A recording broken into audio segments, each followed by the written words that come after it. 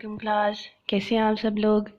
उम्मीद करती हूँ कि आपने अपनी ईद की छुट्टियाँ बड़ी मज़े से गुजारी होंगी, ईदियाँ भी वसूल की होंगी। अब ईद गुज़र चुकी है, अब दोबारा अपनी पढ़ाई की तरफ आ जाते हैं। आज 17 में ईद के बाद हमारी फ़र्स्ट ऑनलाइन क्लास है। ईद से पहले हमने अपना चैप्टर कंप्लीट कर लिया था। आज एक्सरसाइज सॉल्व करते हैं। सबसे पहले multiple choice. The atomic radii of the elements in the periodic table. तो इसमें से देखते हैं कौन सी ऑप्शन ठीक है। Increase from left to right in a period. Period में तो डिक्रीज़ होता है, ये फॉल्स हो गया। Increase from top to bottom in a group. Group के अंदर देखते हैं कि टॉप से बॉटम में जब जाते हैं तो एटॉमिक रेडियाई इंक्रीज़ कर रहा होता है, ये ठीक है। थर्ड वाला देख लेते हैं। Do not change from left to right in a period. ये भी फॉल्स है, चेंज होता है, डिक्रीज़ हो रहा होता है। डिक्रीज़ होता है from top to bottom in a group. ये भी फॉल्स है क्योंकि डिक्रीज़ नहीं होता है, इंक्रीज़ होता है। तो हमारी जो इस क्वेश्चन के लिए सेकंड ऑप्शन ठीक है। सेकंड हमारे पास क्या है। The amount of energy given out when an electron is added to an atom is called.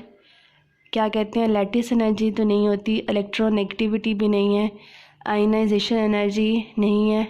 D इसका आंसर करेक्ट है, इलेक्ट्रॉन अफिनिटी।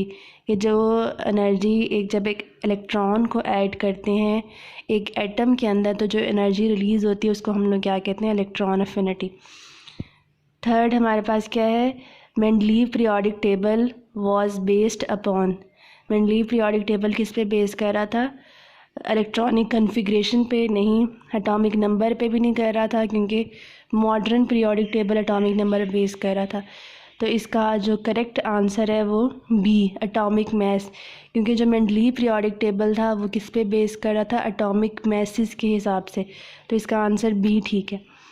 फोर्थ हमारे पास है।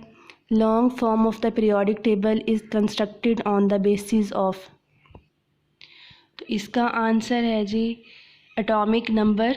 क्योंकि जो मॉडर्न पीरियोडिक टेबल जिसे हम लोग आजकल देखते हैं वो एटॉमिक नंबर पे बेस कर रहा है। तो इसका आंसर फोर्थ का आंसर बी है। 5 fourth and fifth period of the long form of the periodic table are called. Short period नहीं है, नॉर्मल भी नहीं है, वेरी लॉन्ग भी नहीं है। सी इसका आंसर है, long periods. 6 which one of the following halogen has the lowest electronegativity. तो लोएस्ट इलेक्ट्रोनेगेटिविटी इसमें से किसकी है, फ्लोरीन की भी नहीं है, ब्रोमीन, क्लोरीन, आयोडीन। क्योंकि आयोडीन इन सब में से सबसे लास्ट पे आता है और हमने पढ़ा था कि down the group electronegativity decrease हो रही होती है। तो इसलिए इसका आंसर जो है वो डी आ जाएगा, आयोडीन।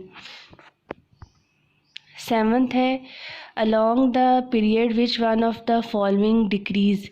कि जब जाते हैं पीरियड की तरफ, मतलब लेफ़्ट से राइट की तरफ जब मूव कर रहे हैं तो एटॉमिक रेडियस डिक्रीज़ होता है, आयनाइजेशन एनर्जी तो इंक्रीज़ होती है, इलेक्ट्रॉन अफिनिटी भी इंक्रीज़ होती है, इलेक्ट्रोनेगेटिविटी भी इंक्रीज़ हो रही होती है। तो सिर्फ़ और सिर्फ एटॉमिक रेडियस है जो डिक्रीज़ कर रहा होता है। तो इसका आंसर जो है ए है, एटॉमिक रेडियस। ट्रांजिशन एलिमेंट्स क्या हैं, all gases, all metals, all non metals, all metalloids. Transition elements जो है ना वो सारी मेटल्स होती हैं। तो इसका answer B, all metals. Mark the incorrect statement about ionization energy. It is measured in kilo joule per mole, ये ठीक है। It is absorption of energy, कि एनर्जी एब्जॉर्ब होती है, तो ये भी ठीक है।